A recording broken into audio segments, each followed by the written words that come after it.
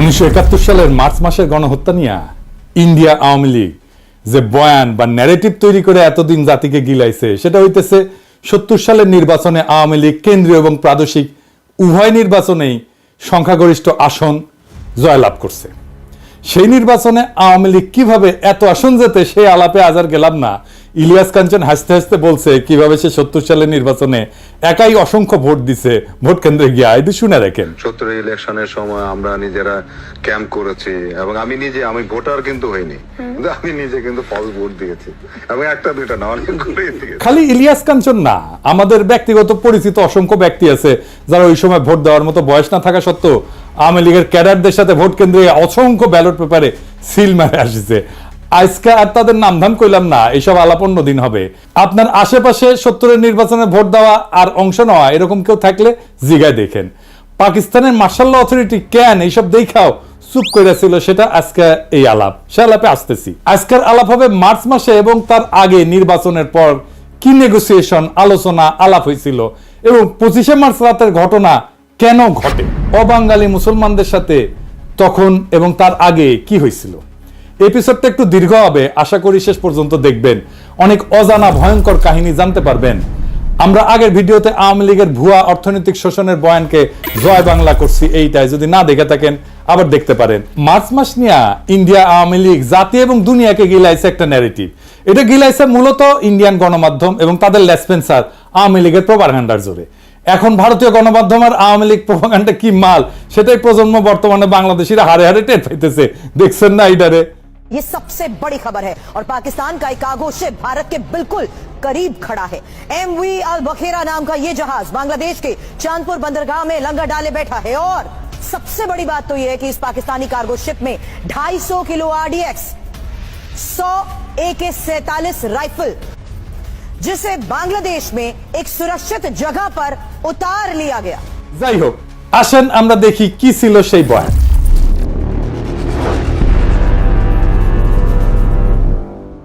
সেই বয়ান বলে 1970 সালের ডিসেম্বর মাসে পাকিস্তানের নির্বাচনে আওয়ামী লীগ সংখ্যাগরিষ্ঠ আসন পায়। আওয়ামী লীগের বিজয় দেখা পশ্চিম পাকিস্তানের শাসক গোষ্ঠী ভীত সন্ত্রস্ত হইয়া পড়ে। তারপরে ক্ষমতা হস্তান্তরে তারা তালবাহানা শুরু করে। ইয়াহিয়া খান 1 মার্চ ঢাকায় হইতে যাওয়া জাতীয় পরিষদের অ্যাসেম্বলি স্থগিত করে যাতে আওয়ামী লীগ ক্ষমতায় যেতে না পারে। এর প্রতিরোধে আওয়ামী লীগ একটা শান্তিপূর্ণ অসহযোগ আন্দোলন গড়ে তোলে। ইয়াহিয়া ঢাকায় এসে আলোচনার নামে সময় ক্ষেপণ করে এবং 25শে মার্চ হঠাৎ কইরা ঘুমন্ত নিরস্ত্র শান্তিপূর্ণ বাঙালিদের উপরে ঝাঁপায় পড়া গণহত্যা শুরু করে। এরপর শুরু হয় বাঙালি জাতির মুক্তির সংগ্রাম এবং ভারত নিতান্ত মানবিক কারণে আগে এসে সামরিক অভিযান চালায়, পূর্ব বাংলাকে মুক্ত কইরা শত্রুর হাত থেকে বাংলাদেশকে স্বাধীন করে দেয়। তাই তো এটাই তো আমাদের মুক্তিযুদ্ধের মেড ইজি বয়ান, তাই না? এই বয়ান নিয়ে আলোচনা এবং আসল লোমহর্ষক ষড়যন্ত্র উন্মোচন করার আগে কিছু ব্যাপারে পরিষ্কার করে নিই। এই সমস্ত ব্যাপার বোঝা অত্যন্ত জরুরি। পুরা ষড়যন্ত্র বুঝতে হইলে আরেকটু আগে যাইতে হবে, আমাদের ভারত ভাগের টাইম থেকে শুরু করতে হবে। আসেন আল্লাহর নামে শুরু করি।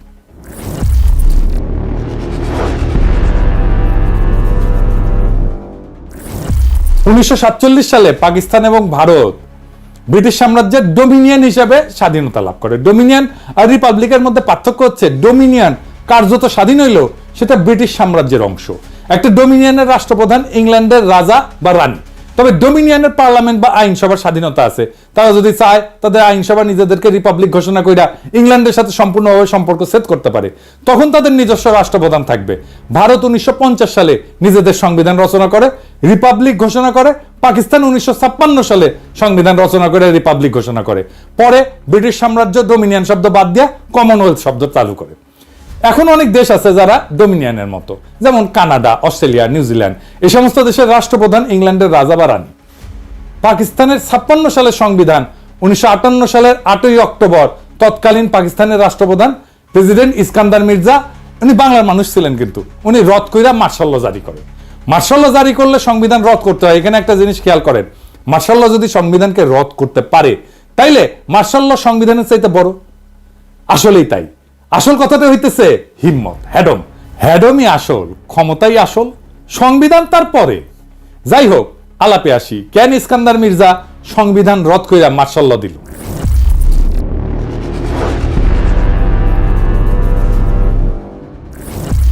এর পিছনে মূল কারণ ছিল পূর্ব পাকিস্তানের প্রাদেশিক পার্লামেন্টে আওয়ামী লীগ এবং শেরে বাংলা একে ফজলুল হকের কৃষক শ্রমিক পার্টির মধ্যে ভয়াবহ মারপিট হয়। পার্লামেন্টের ভিতরে ডেপুটি স্পিকার শাহেদ আলীকে পিটায় হত্যা করা হয়। এই মারামারিতে সোহরাওয়ার্দীর বডিগার্ড বডিগার্ড ওই নিজে অংশ নেয় এবং তার ব্যাগের মধ্যে শঙ্কর মাছের লেজের চাবুক থাকতো। তাকে সেই চাবুক বের করে মারামারি করতে সবাই দেখছে। স্পিকার শাহেদ আলীকে কে মারছে এটা বলা মুশকিল। তার মাথায় গুরুতর আঘাত লাগে এবং চিকিৎসাধীন অবস্থায় মারা যান। ওই সময় কেন্দ্রে প্রধানমন্ত্রী ছিল রিপাবলিকান পার্টির ফিরোজ খান নূন। আওয়ামী লীগ এবং কৃষক শ্রমিক পার্টির সাথে জোট কইরা বিভিন্ন কারণে তখনকার সরকার অনেক ফ্র্যাজাইল বা ভঙ্গুর ছিল, কারণ পার্টির সদস্যরা অন্য দলের সাথে আতাত করিয়া ফ্লোর ক্রসিং করে সরকারের বিরুদ্ধে ভোট দিয়ে সরকার ফেলাই দিত। এই সমস্ত কারণে প্লাস মির্জা নিজের স্বার্থে সংবিধান বাতিল করে মার্শাল ল জারি করে। মার্শাল ল মানে রাষ্ট্রের প্রেসিডেন্ট, চিফ মার্শাল অ্যাডমিনিস্ট্রেটর বিভিন্ন মার্শাল ল রেগুলেশন জারি করে রাষ্ট্র পরিচালনা করবে যতদিন না সংবিধান আসতেছে। রাষ্ট্রে কোনো আইনসভা থাকবে না। মার্শাল ল জারি করার পর ইস্কান্দার মির্জা যেই টেকনিক খেলা এতদিন রাজনীতিবিদদের ল্যাং মেরে আসছিল, সে একই টেকনিক খেলে সেনাবাহিনী কমান্ডার ইন চিফ আইয়ুব খানকে ল্যাং মারার পরিকল্পনা করে। আইয়ুব খান অন্য ধাতুতে গড়া মানুষ ছিল, রাজনীতিবিদদের মতো অত সহজে ফাঁদে পা না দিয়া নিজে ইস্কান্দার মির্জাকে গদি থেকে ভাগায় দেয়, জয় বাংলা করে দেয়। আইয়ুব খান মার্শাল ল দিয়া দেশ পরিচালনা করে। এরপর 1962 সালে সংবিধান প্রণয়ন করে। 1956 এবং 62 এই দুই সংবিধানেই পাকিস্তানের দুই প্রদেশ পশ্চিম পাকিস্তান এবং পূর্ব পাকিস্তানকে প্যারিটি অথবা সমতা দেওয়া হয়। এর মানে হইতেছে পাকিস্তানের কেন্দ্রীয় আইনসভার দুই প্রদেশ থেকে সমান সংখ্যক আইনসভার সদস্য থাকবে। যেমন 62 থেকে 65 সালে পাকিস্তানের তৃতীয় আইনসভায় পূর্ব পাকিস্তানে 78 জন, পশ্চিম পাকিস্তানে 78 জন ছিল। 65 থেকে 69 সালেও পাকিস্তানের চতুর্থ আইনসভায় উভয় প্রদেশ থেকে 78 জন করে মোট 156 জন ছিল। এই প্যারিটির ফর্মুলার পিছনে একটা ইতিহাস আছে, এটা একটু জানি আসি।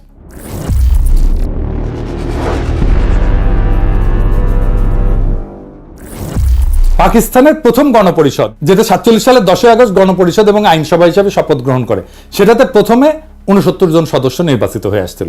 এদের মধ্যে 44 জন ছিল পূর্ব পাকিস্তান থেকে, 17 জন পাঞ্জাব, 4 জন সিন্ধু, 3 জন সীমান্ত প্রদেশ এবং 1 জন বেলুচিস্তান থেকে ছিল। অর্থাৎ সদস্য সংখ্যা দেশের জনসংখ্যার অনুপাতে ছিল। তখন এই 5টা প্রদেশ মিলে পাকিস্তান তৈরি হয়েছিল। পরে এই অ্যাসেম্বলির সদস্য সংখ্যা 100 পর্যন্ত বাড়ানো হয়। এই প্রথম গণপরিষদ 1947 থেকে 1954 সাল পর্যন্ত থাকে, কিন্তু 7 বছরেও সংবিধান প্রণয়ন করতে ব্যর্থ হয়। এই সংবিধান প্রণয়নের জটিলতা এবং দীর্ঘসূত্রিতার মূল কারণ ছিল সংবিধানে পাকিস্তানের ভবিষ্যৎ আইনসভায় কোন প্রদেশ কয়টা আসন নেবে এইটা নিয়ে একটা বিশাল গ্যাঞ্জাম তৈরি হয়েছিল। পাকিস্তানে ফেডারেল ব্যবস্থার সরকার প্রস্তাব করা হয়। ফেডারেল মানে বিভিন্ন প্রদেশের নিজস্ব সরকার, আইনসভা, বিচার বিভাগ থাকবে প্রাদেশিক পর্যায়ে। কেন্দ্রীয় বা ফেডারেল পর্যায়ে একটা কেন্দ্রীয় সরকার বা আইনসভা থাকবে।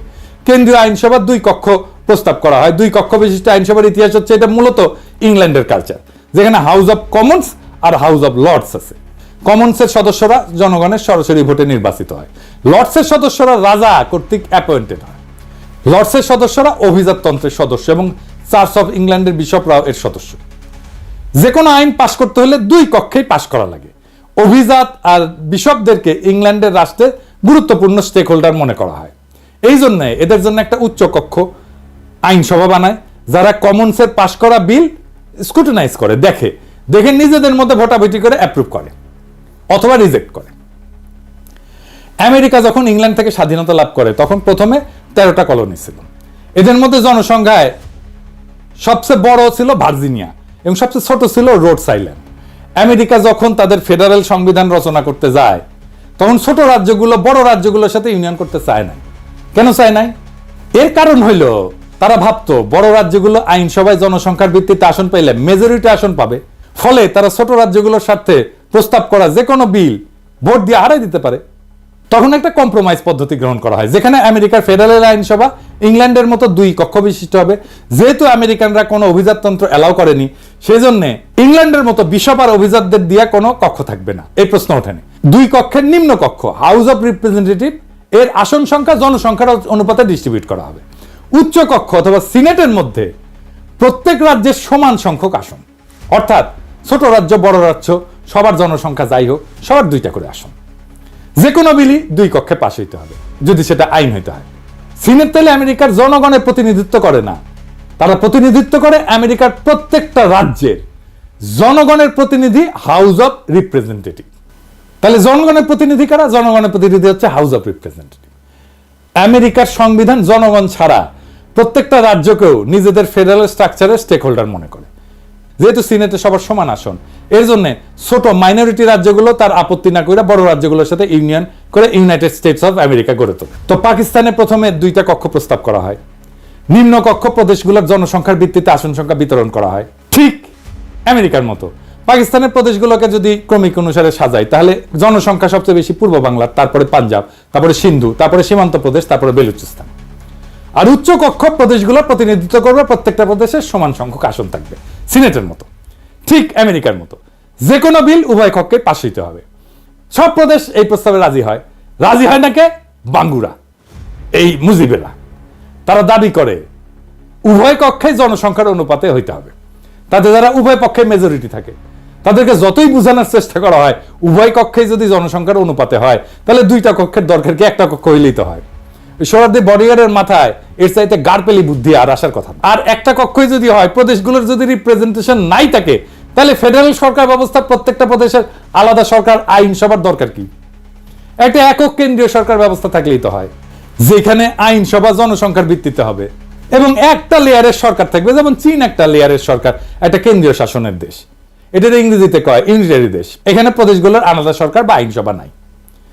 তো বাঙ্গুদের যদি মেজরিটি এতই প্রিয় হয়, তারা ইউনিটারি সরকার নিক, দেশে কোনো প্রাদেশিক সরকার থাকারই দরকার নাই। কিন্তু বাঙ্গুরা অনর, তারা কিছুতেই বুঝবেন না। তারা ফেডারেল নিবে, প্রাদেশিক সরকার রাখবে, কেন্দ্রে 2টা কক্ষ রাখবে, আবার 2টাতেই মেজরিটি নিবে। মানে পুরো মামা বাড়ির আবদার। আমি নায়িকার মতো সুন্দর মাইয়া চাই, সেই মাইয়া আবার রন্ধন কর্মে সুনিপুণা হবে, কাজের বুয়ার মতো কাজ করবে, পরিপিঠে হয়ে সাইজা থাকবে, বাপের একমাত্র কন্যা হবে, শ্বশুরের অগাধ ধন সম্পদ থাকবে, গাইতে জানবে, নাচতে জানবে, মানে তার সব লাগবে। পশ্চিম পাকিস্তানের নিশ্চয়ই ভাবিছিল কিসে পইলাম কোদা। তো বাঙ্গুদের এই গোয়ার্তুমির জন্য পাকিস্তানের সংবিধান প্রণয়ন প্রায় পুরা 9 বছর আটকাইছিল। এই 9 বছর মানে 47 থেকে 56 পর্যন্ত পাকিস্তান ডোমিনিয়ন হিসেবে থাকে।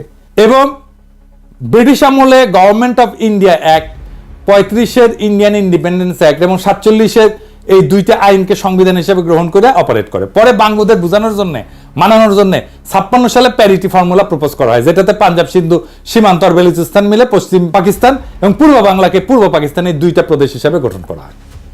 উভয় প্রদেশের জনসংখ্যার অনুপাত 50-এর কাছাকাছি, একদিকে 56%, একদিকে 44%।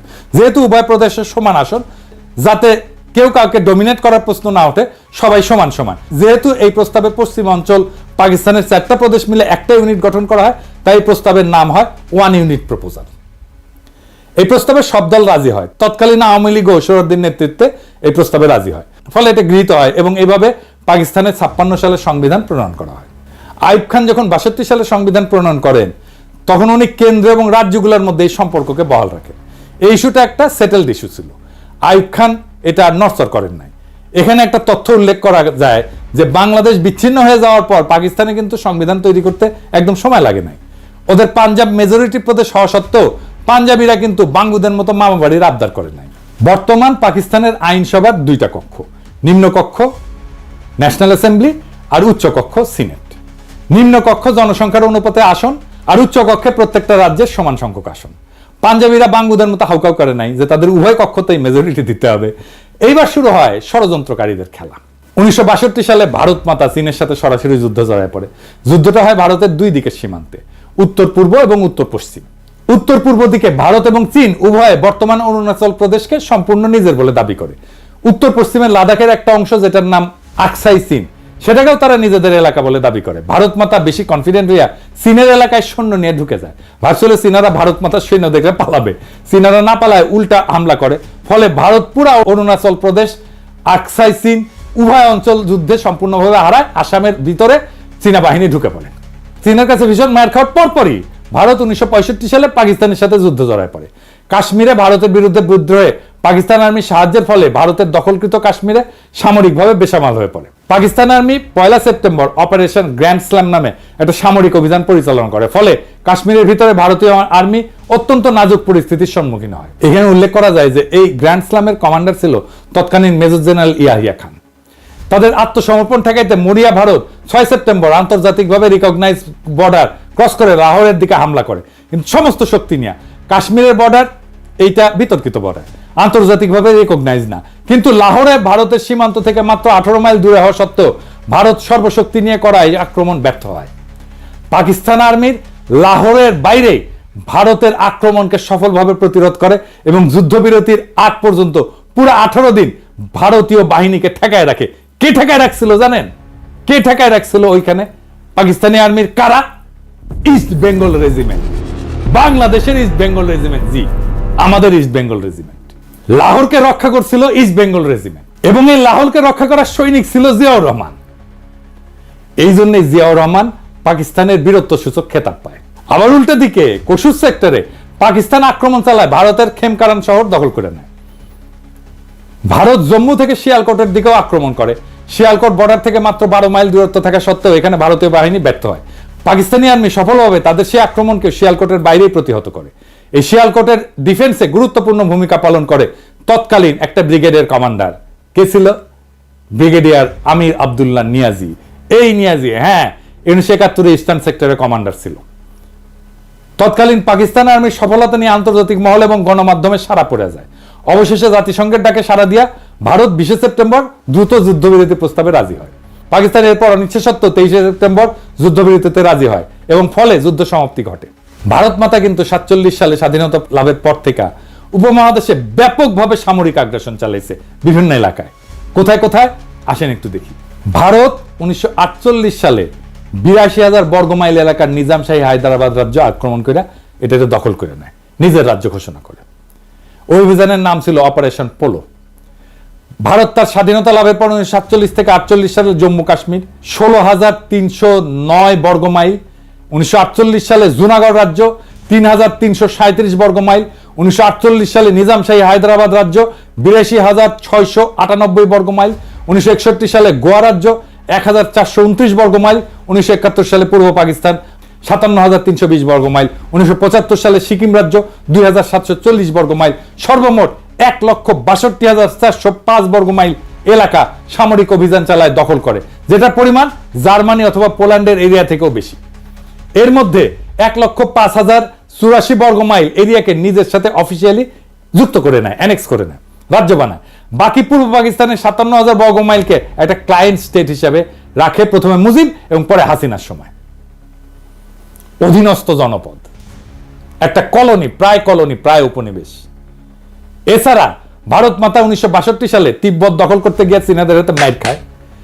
87-90 সালে শ্রীলঙ্কাতে মাতব্বরি করতে গিয়ে সামরিক বাহিনী পাঠায়, পরিণামে তামিল বিদ্রোহের আত্মঘাতী হামলায় রাজীব গান্ধীকে উড়ায় জয় বাংলা করে দেয়।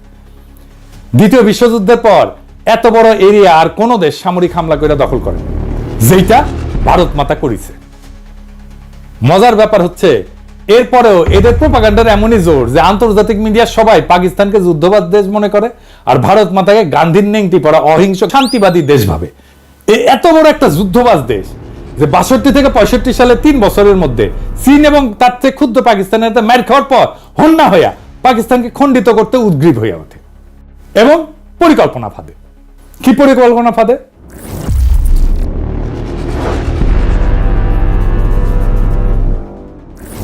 সে তাদের এজেন্ট শেখ মুজিব সোহরাওয়ার্দীর বডিগার্ডের মাধ্যমে ঠিক করে 65 সালে যুদ্ধের পর 6 দফাকে উপস্থাপন করে।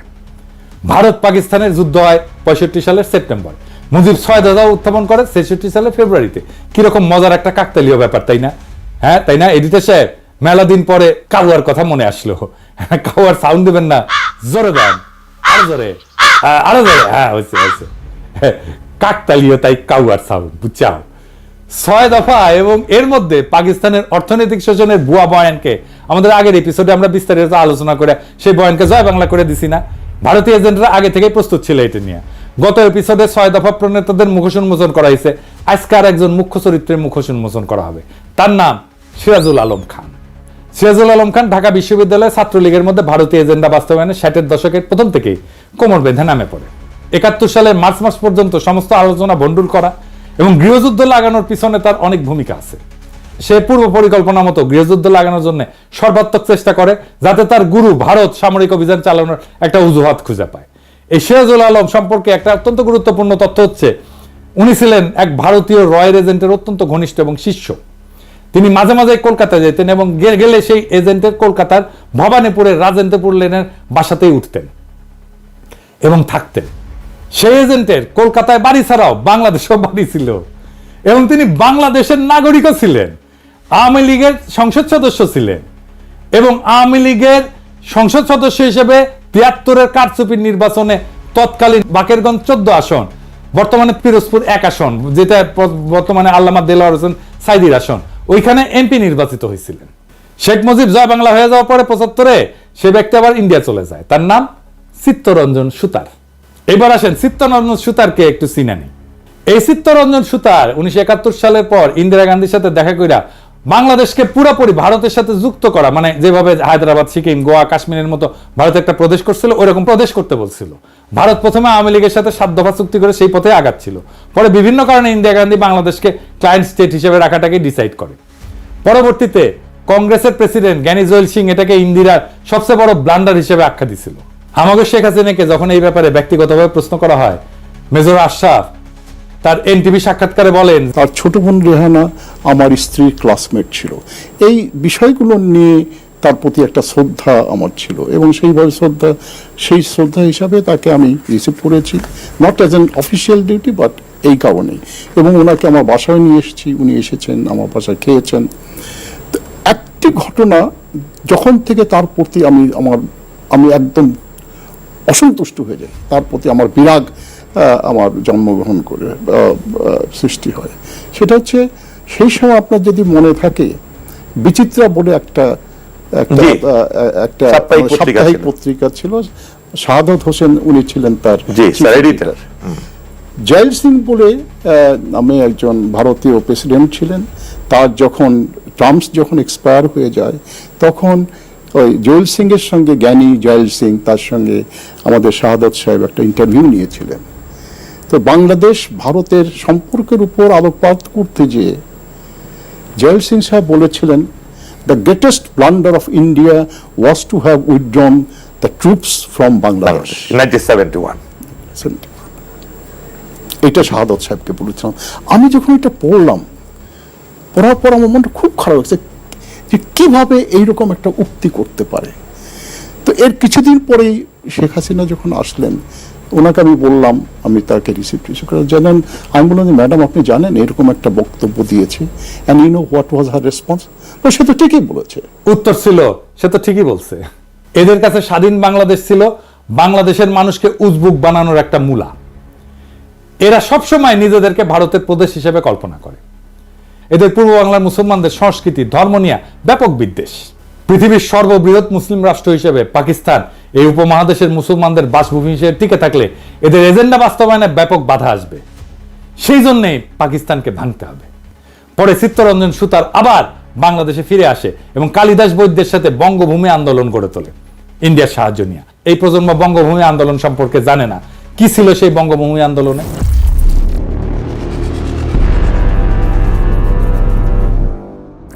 এই আন্দোলন হচ্ছে দক্ষিণবঙ্গের খুলনা, ফরিদপুর, পটুয়াখালী, বরিশাল এই অঞ্চলে একটা হিন্দু রাষ্ট্র গড়ে তোলার জন্য সশস্ত্র সংগ্রাম। 1996 থেকে 2001 আওয়ামী লীগের সময় এই আন্দোলন হঠাৎ করে কাকতালীয়ভাবে বন্ধ হয়ে যায়। এরপরে বিএনপির সময় আসলে এটা আবার ভারতের এজেন্ডা বাস্তবায়ন করতে নেমে পড়ে। 2004 সালে ফেব্রুয়ারি মাসে এরা হিন্দু প্রজাতন্ত্রের ঘোষণা দিয়ে আবার অ্যাক্টিভ হয়। ভারত তাদেরকে অ্যাক্টিভ করে রহস্যজনকভাবে। এর ঠিক পরে সেই 2004 সালে বাংলাদেশে গ্রেনেড হামলা থেকে শুরু করে একের পর এক নাটক ঘটা শুরু করে। ভারত তার পরিকল্পনা অনুযায়ী বাংলাদেশকে অস্থিতিশীল করে তোলে। 2007 সালে ভারতের ঘোড়া উপহার পাওয়া কুলাঙ্গার মইনুল আহমেদ ভারতের 111 প্লেবুক মতি মাহমুদের সাহায্যে বাস্তবায়ন করলে ভারতের আর বঙ্গভূমির মাধ্যমে ষড়যন্ত্র করার দরকার থাকে না। ম্যাজিকের মতো সাথে সাথে বঙ্গভূমি আন্দোলন ভ্যানিশ হয়ে যায়। এরপরের ইতিহাস সবার জানা। এই হচ্ছে সিরাজুল আলম খানের আসল রূপ। এইবার আগের কথায় ফিরে আসে।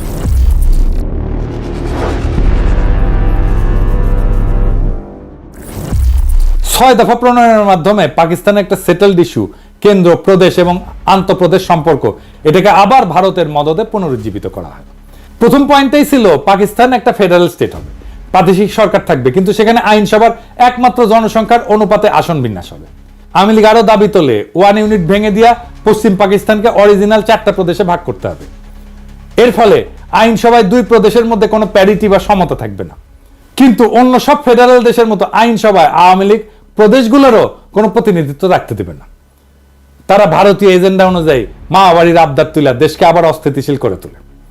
আইয়ুব খানের গভর্নর মোনায়েম খান এর জন্য মুজিবকে ডিফেন্স অফ পাকিস্তান রুলসের অধীনে গ্রেপ্তার করিয়া জেলে পাঠায়। 6 দফা আন্দোলন কিছু সময়ের জন্য ধামাচাপা পড়ে যায়, ভারত আবার অন্য রাস্তা দেখতে থাকে।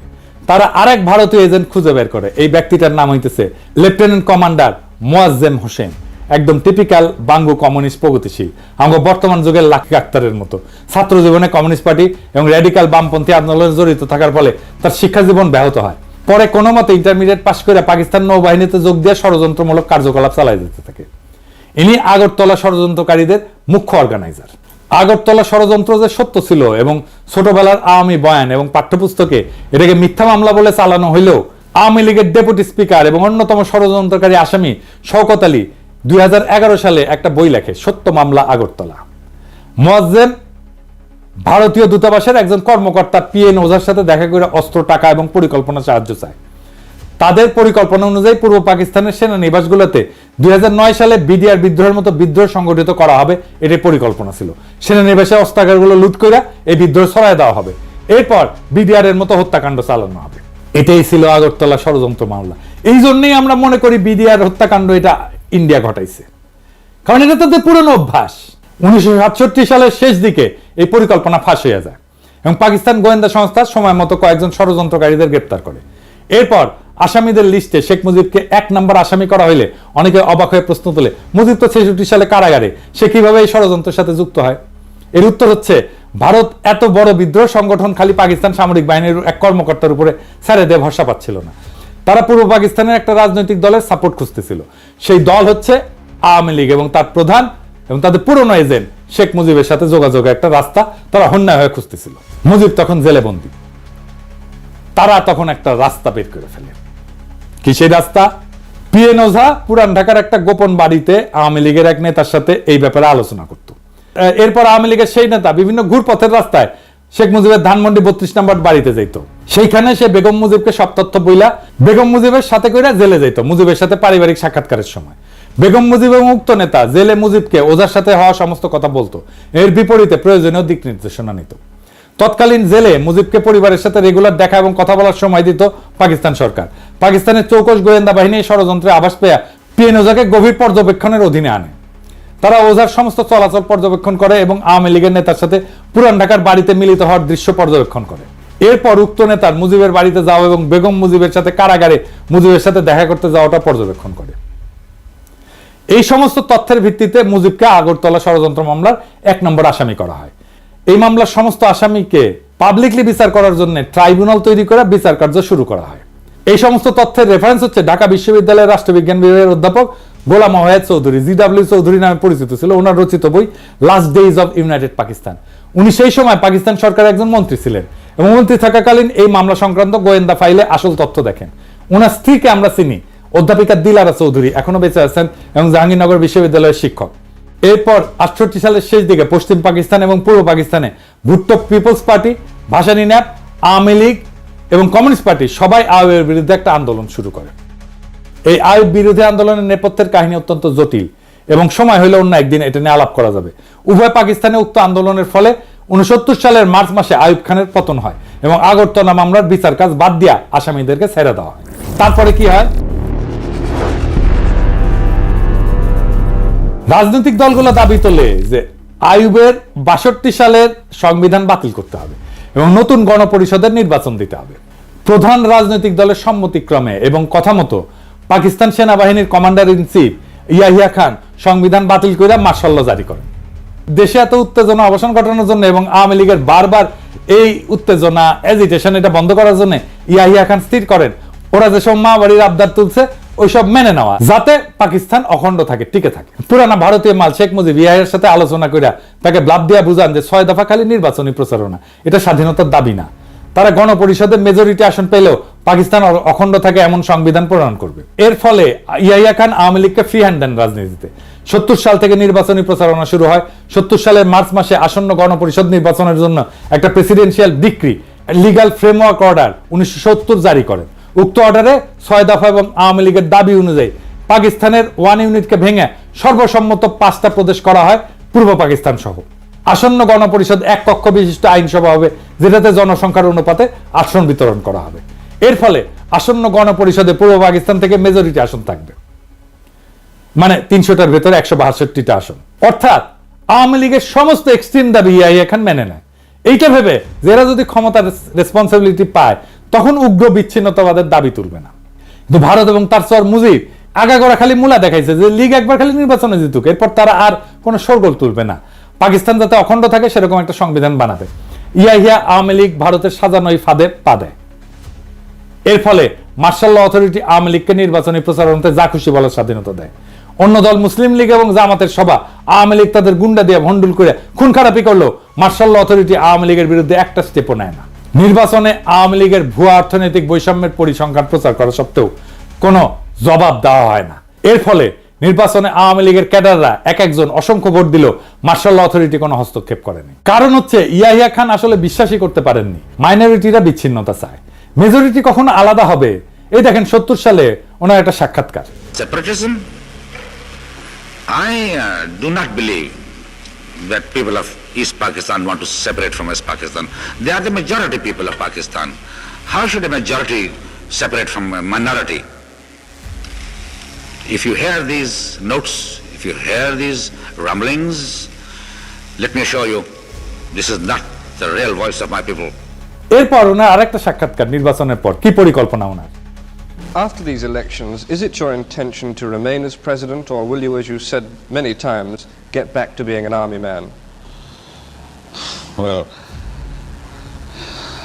my intention of remaining a president has nothing to do with me.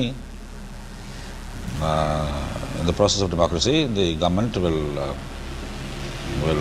elect their president. And unless I offer myself for that election, I can't remain a president. And I'm not offering myself to be president. You will not? No, I'm not offering myself president. I'm not, my temperament is not this way, my makeup is not that way. I joined the army as a professional soldier. I remain so. And my biggest aim is to go back to my army. I have only 2-3 years left of service before I retire. So, in the process, if I happen to be in charge of running this country for a year and a half or 2 years, that perhaps will be an additional satisfaction to me that I have done some service to the nation also in restoring democracy back to them as a soldier. But apart from that, I'm quite clear on the subject. Of course, one can't tell from time to time, as I was saying the other day in the press conference, that if God forbid my second phase of the plan, which is the making of the constitution, I'll do my damnedest to bring it about. If it doesn't come about, martial law will have to continue. My duty then remains. But then I'm not going to remain and forget everything. I'll have to think again as to other methods and processes of bringing about democracy. By another election, or by a referendum to the nation, something is which I would not even contemplate now, think about. I'm hoping this will go through. Does that answer your question? উনি 23শে March 1971 পর্যন্ত এই ধারণা পোষণ করতেন। ওনাকে আগেও অনেকে সতর্ক করছিল যে মুজিবের এই সমস্ত টোপ না গিলতে। মুজিব আগরতলার সাথে প্রত্যক্ষভাবে জড়িত। ইয়াহিয়া সেই সমস্ত সতর্কবার্তা উড়ায় দেয়, এই বলে যে ক্ষমতার রেসপন্সিবিলিটি পাইলে শেখ মুজিব এবং লীগ এই সমস্ত উগ্র দাবি থেকে সরে আসবে। যখন 23শে মার্চ মুজিব এবং লীগ ফাইনাল সংবিধানের রূপ দেখায়, যেটাতে দেশকে ভাগ করে সব আলাদা, নাম আলাদা, একটা দেশের বদলে দুর্বল কনফেডারেশন, কিন্তু পশ্চিম পাকিস্তান থেকে করের টাকা দিয়া বাংলাদেশ তাদের ডেফিসিট পূরণ করবে, সেটা দেখার পর উনি উপলব্ধি করেন আওয়ামী লীগ আসলে ভারতের মদদে সব সময় একটা বিচ্ছিন্নতা চাইছে এবং পুরা সময় তাকে ধোঁকা দিছে। 70 সালের ডিসেম্বরের নির্বাচনের পর এইভাবে লীগ যখন গণপরিষদে মেজরিটি আসনে জিতে, ইয়াহিয়া খান জানুয়ারিতে পূর্ব পাকিস্তানে আইসা মুজিবের সাথে দেখা করে তাদের পূর্ব নির্ধারিত শর্ত অনুযায়ী মুজিবের তৈরি সংবিধান দেখতে চান। মুজিব সেটা দেখাইতে অস্বীকার করে। এইবার প্রথমবারের মতো ইয়াহিয়া খান লীগের আসল বদমতলব বুঝতে পারে। ঠিক এই সময় ভারত তাদের পরিকল্পনা মতো আর একটা সাজানো নাটক বাস্তবায়ন করে, রহস্য উপন্যাসের মতো সেই ঘটনা।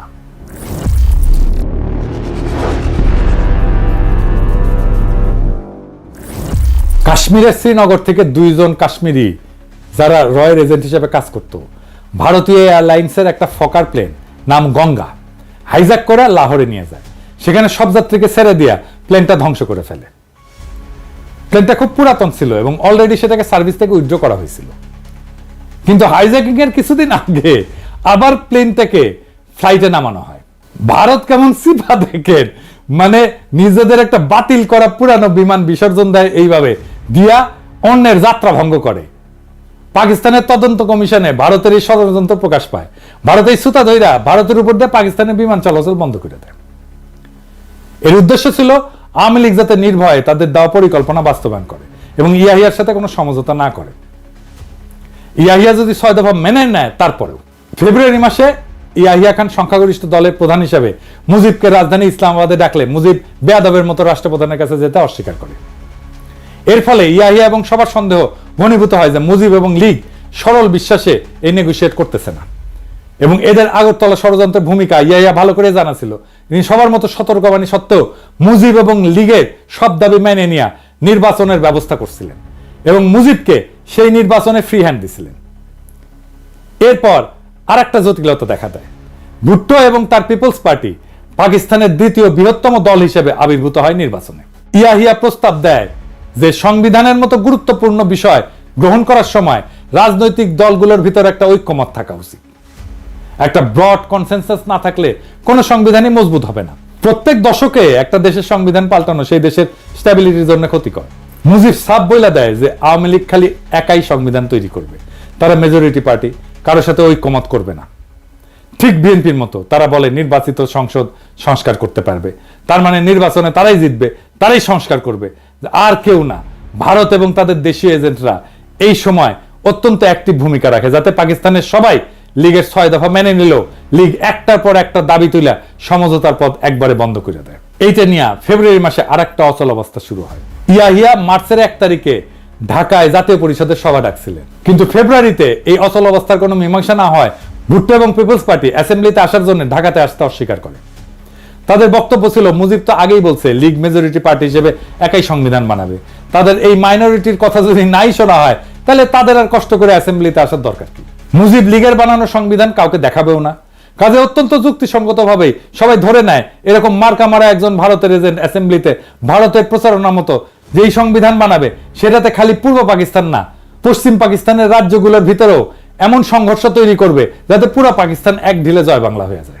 এর আভাস 71 ফেব্রুয়ারিতেই পাওয়া যায়। আওয়ামী লীগের আদর্শিক গুরু বাঙ্গু বাম প্রগতিশীলদের সংগঠন, ভারতের বিশিষ্ট লেসপেন্সার কমিউনিস্ট পার্টির ছাত্র সংগঠন ছাত্র ইউনিয়ন, আমাদের শাহবাগী লাঠির সংগঠন ফেব্রুয়ারি মাসে তাদের জরুরি কাউন্সিল মিটিং এ 14 দফা প্রণয়ন করে। এর মধ্যে সবচেয়ে গুরুত্বপূর্ণ দফা হচ্ছে আসন্ন সংবিধানে পাকিস্তানের যে মূল 5টা ভাষাভাষী জাতির অবস্থান, উহাদের সকলকে পাকিস্তানের ফেডারেশন হতে বিচ্ছিন্ন হইয়া স্বতন্ত্র স্বাধীন সার্বভৌম রাষ্ট্র গঠনের অধিকার সহ পূর্ণ আত্মনিয়ন্ত্রণের অধিকার দিতে হবে। চিন্তা করেন। অথচ এই ছাত্র ইউনিয়ন করা আমাকে মতি মাহফুজের কাছে যদি ভারতের উত্তর পূর্ব অঞ্চলের স্বাধীনতার কথা বলা হয়, 7 সিস্টারের স্বাধীনতার কথা বলা হয়, তারা তেলে বেগুনে জ্বলে ওঠে। ক্রমশই ব্যাপার স্পষ্ট হয়ে উঠতে থাকে যে লীগের আসল উদ্দেশ্য খালি পূর্ব পাকিস্তান না, সম্পূর্ণ পাকিস্তানকে ধ্বংস করা। এদেরকে যতই কনসেশন দেওয়া হচ্ছে এরা একটার পর একটা দাবি তুলতেই আছে এবং এরা যে বাস্তবে ভারতের জন্য পাকিস্তান ধ্বংস করতে উদ্গ্রীব সেটা বর্ণনা আমার গত এপিসোডে করছি 6 দফা প্রণয়নকারীদের মুখোশ উন্মোচনে। এখানে উল্লেখ করা যায় যে মুজিব এবং লীগ যদি পাকিস্তানকে অখণ্ড স্ট্রং রেখে কোনো সংবিধান বানায় সেটা দেখাই তো ভুট্টোর বাপেরও সাধ্য ছিল না মুজিব এবং লীগের ক্ষমতা যাওয়া ঠেকানো। সেই সময় পশ্চিম পাকিস্তানের সাধারণ মানুষের কিরকম মনোভাব ছিল তার একটা উদাহরণ দেখাচ্ছি। অধ্যাপক সাজ্জাদ হোসেনের বই থেকে, তার 71 স্মৃতি থেকে উদ্ধৃত করতেছি। মুজিব যদি একাই সংবিধান বানাতে চায় সেটাতেও ইয়াহিয়া এবং পশ্চিমে কোনো আপত্তি ছিল না, সেটা যদি পাকিস্তানকে ধ্বংস না করে। কিন্তু মুজিব তার তৈরি সংবিধানের খসড়া স্বাভাবিক কারণেই ভারতের প্ররোচনায় দেখাতে অস্বীকার করে। রাজনৈতিক দলগুলোর ভিতর ঐক্যমতের অভাব এবং মুজিবের আচরণের কারণে ইয়াহিয়া 1 মার্চ অ্যাসেম্বলি স্থগিত ঘোষণা করে। এরপর শুরু হয় ভারতের মদদে অন্তিম খেলা। এর পরের বিবরণ শুনলে আপনার শরীরের রক্ত হিম হয়ে যায়।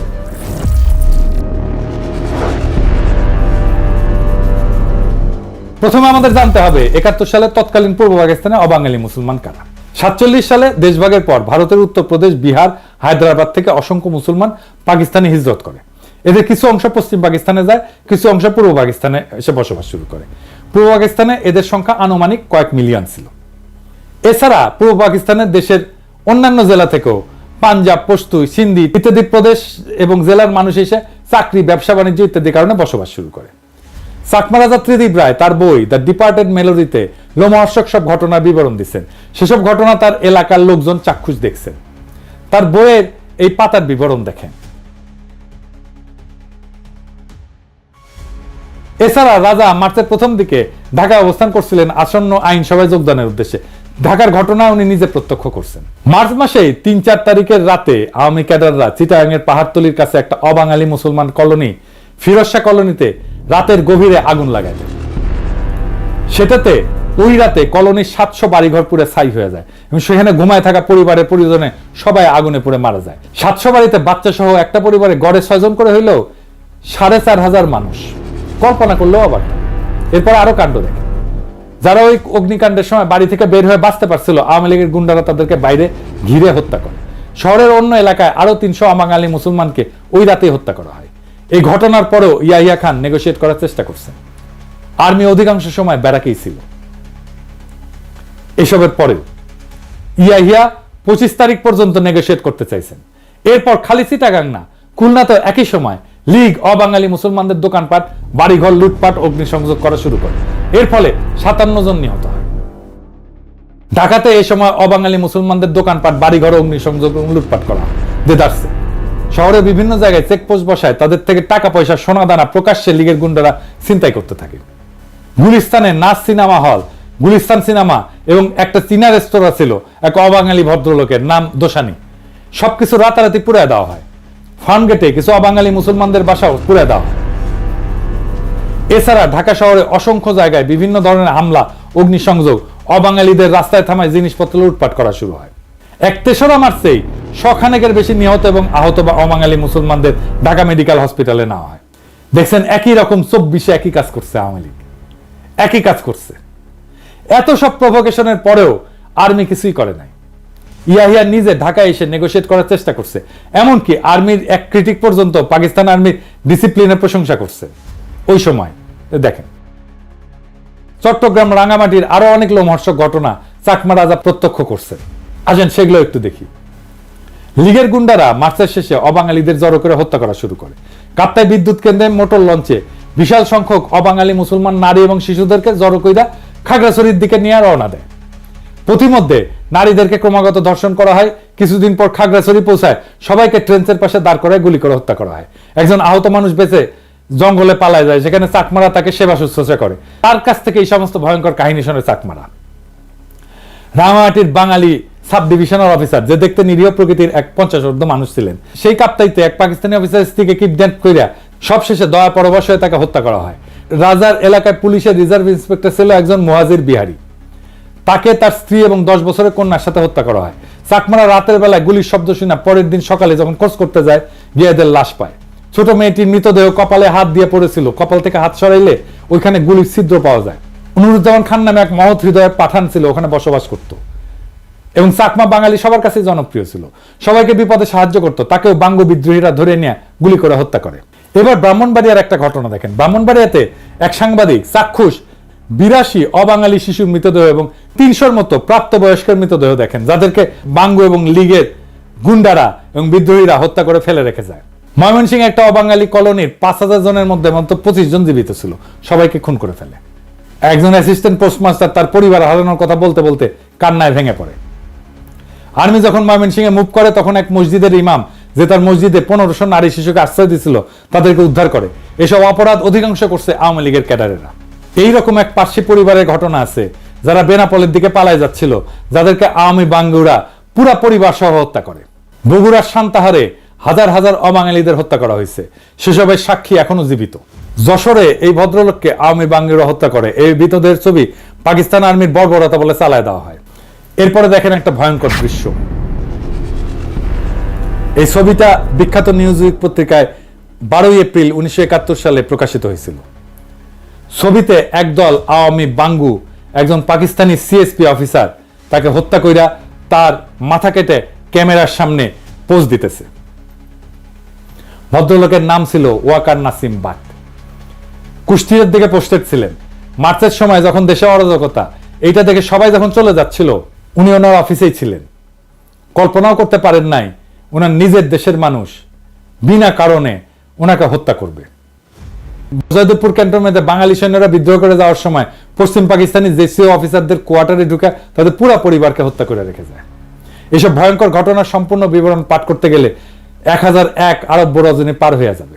এখানে সব নাম, তারিখ, প্রত্যক্ষদর্শী, বিবরণ, রেফারেন্স সহ দেওয়া আছে, যেখান থেকে কয়েকটা মাত্র আপনাদেরকে শোনালাম। আমি বাঙ্গুরে কি আশা করে এরপর নিজেদের পরিবার এবং অন্যদের সাথে এই সমস্ত ভয়ঙ্কর দৃশ্য মার্চের একদম প্রথম থেকে দেখার পর পাকিস্তানি আর্মি কি তাদের জড়ায় ধরে চুমা দিবে?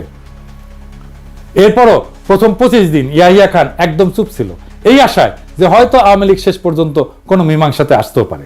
কিন্তু হায়, উনি যদি জানতেন ভারত এবং আওয়ামী লীগ আরো কি দাবি রাখছে সামনে। আওয়ামী বাঙ্গুরা কিন্তু এই সমস্ত আকাম গণহত্যা করে ঠিকই ভারতে পালিয়ে গেছিল। যাওয়ার সময় লগে করে এক গাদা ব্যাংক লুটের টাকাও নিয়ে গেছিল। ওইসব টাকা দিয়া তারা সোনাগাছিতে বিছানা কাঁপাইছে, মৌজ মাস্তি করছে, দেশের মানুষকে আর্মির চোখে অপরাধী করে চরম বিপদের মুখে ফেলে নিজেরা ভাগছে।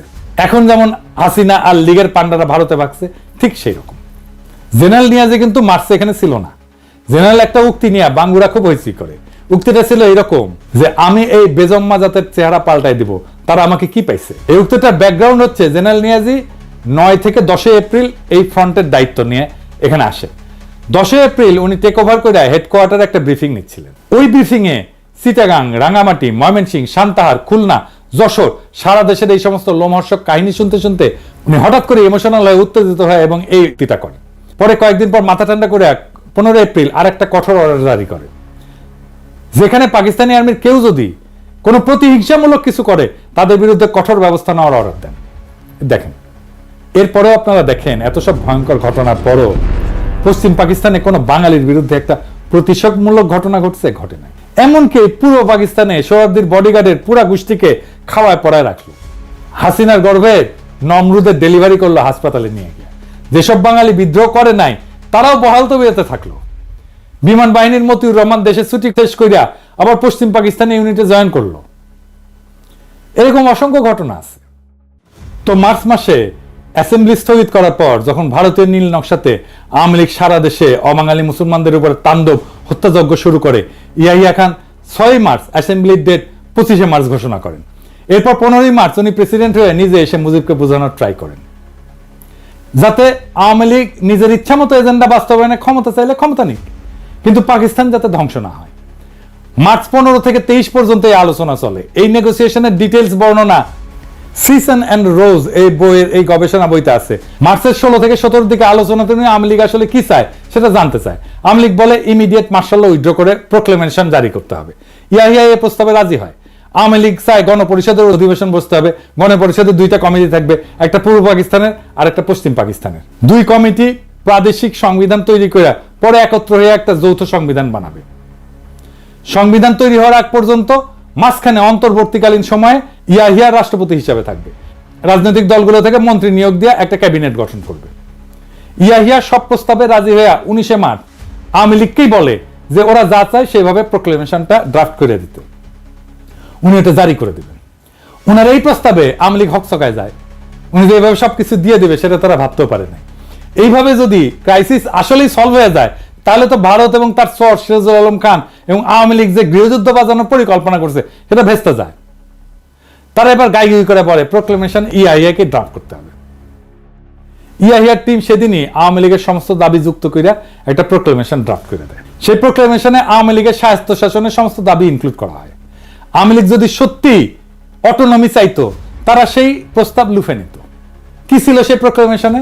ওনার সেই বই থেকে, যে সিজন অ্যান্ড রোজের বই থেকেই আমরা এই প্রোক্লেমেশনটা দেখি, পড়ে শোনাই। মূলটা এরই পাবেন, ইংরেজিতে লিখেছে। ইংরেজি যেহেতু লিখেছে তাহলে ঠিকই লিখেছে, আমি বাংলায় করছি।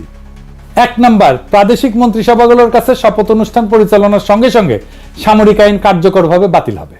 2 নাম্বার, 1969 সালের 4 এপ্রিলের অস্থায়ী সংবিধান আদেশ, প্রভিন্সিয়াল কনস্টিটিউশনাল অর্ডার একটা নতুন সংবিধান কার্যকর না হওয়া পর্যন্ত মৌলিক আইন হিসেবে বলবৎ থাকবে। 3 নাম্বার, অন্তর্বর্তীকালীন সময়ে ইয়াহিয়া রাষ্ট্রপতি হিসেবে দায়িত্ব পালন করবেন। 4 নাম্বার, রাষ্ট্রপতি অস্থায়ী সংবিধান আদেশ এবং 62 সালের সংবিধান অনুসারে ক্ষমতা প্রয়োগ করবেন। 5 নাম্বার, পূর্ব ও পশ্চিম পাকিস্তানের প্রতিনিধিদের মধ্যে থেকে একটা কেন্দ্রীয় মন্ত্রিসভা গঠন করা হবে। 6 নাম্বার, জাতীয় পরিষদ 1962 সালের সংবিধান অনুযায়ী কার্যক্রম চালাবে। তবে পূর্ব পাকিস্তানের জন্য সীমাবদ্ধতা এবং সংশোধনী সমূহ পৃথকভাবে নির্ধারণ করে নেওয়া হবে। 7 নাম্বার, প্রাদেশিক পরিষদগুলোর কার্যাবলী 1962 সালের সংবিধান অনুযায়ী হবে, তবে পূর্ব পাকিস্তানের জন্য বিশেষ ব্যতিক্রম থাকবে। 8 নাম্বার, প্রাদেশিক গভর্নরদের রাষ্ট্রপতি নিয়োগ করবেন প্রাদেশিক সংসদীয় দলের নেতৃবৃন্দের সাথে পরামর্শ করে। তারা রাষ্ট্রপতির ইচ্ছাধীনভাবে দায়িত্ব পালন করবেন এবং তাদের সহায়তার একটা মন্ত্রিসভা থাকবে, যার নেতৃত্বে একজন মুখ্যমন্ত্রী থাকবেন, যিনি গভর্নরকে পরামর্শ এবং সহায়তা প্রদান করবেন। 9 নাম্বার, প্রাদেশিক সরকার গঠনের 7 দিনের মধ্যে 2টা সংবিধান কমিটি, একটা ঢাকা এবং একটা ইসলামাবাদে গঠন করা হবে, যার কাজ হবে প্রত্যেকটা প্রদেশের জন্য সংবিধানে অন্তর্ভুক্তির জন্য প্রয়োজনীয় বিশেষ বিধান এবং শর্তাবলী নির্ধারণ করা। জাতীয় পরিষদ কর্তৃক সংবিধান প্রণয়নের আগে রাষ্ট্রপতি এই কমিটিগুলো আহ্বান করবে।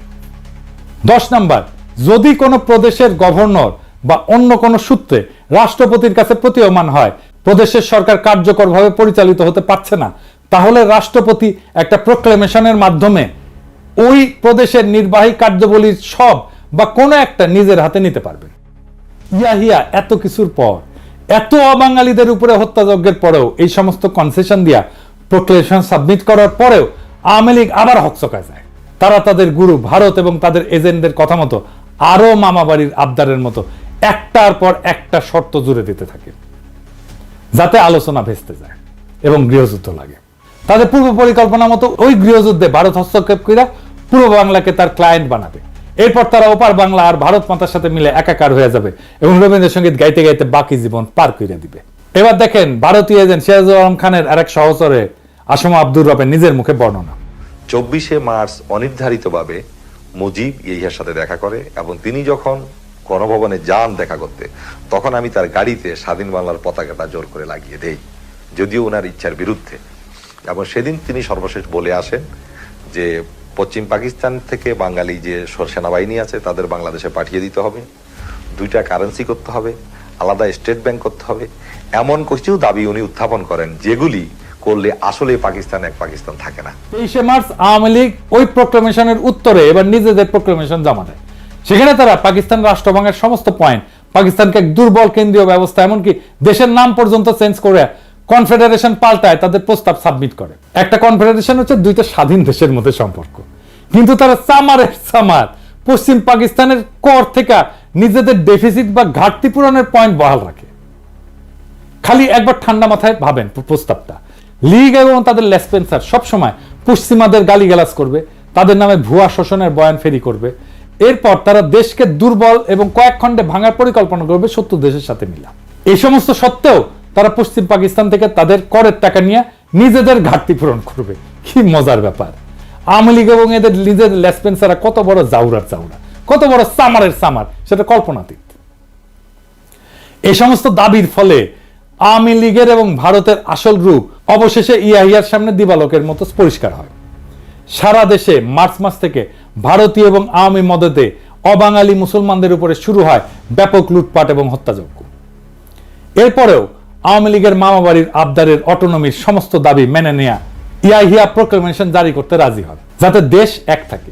পূর্ব পাকিস্তান যদি বেশি টাকা চায় নিক। এরপরেও আওয়ামী ভারতীয় ষড়যন্ত্রকারীদের হাউস না মেটার ফলে তারা একের পর এক আজগুবি দাবি তুলতেই থাকে। তারা খালি পূর্ব পাকিস্তান না, পশ্চিম পাকিস্তানের সমস্ত প্রদেশকেও বিচ্ছিন্ন করে দিতে চায়। সারা দেশে প্রকাশ্যে পাকিস্তানের পতাকা পুরানো হচ্ছে।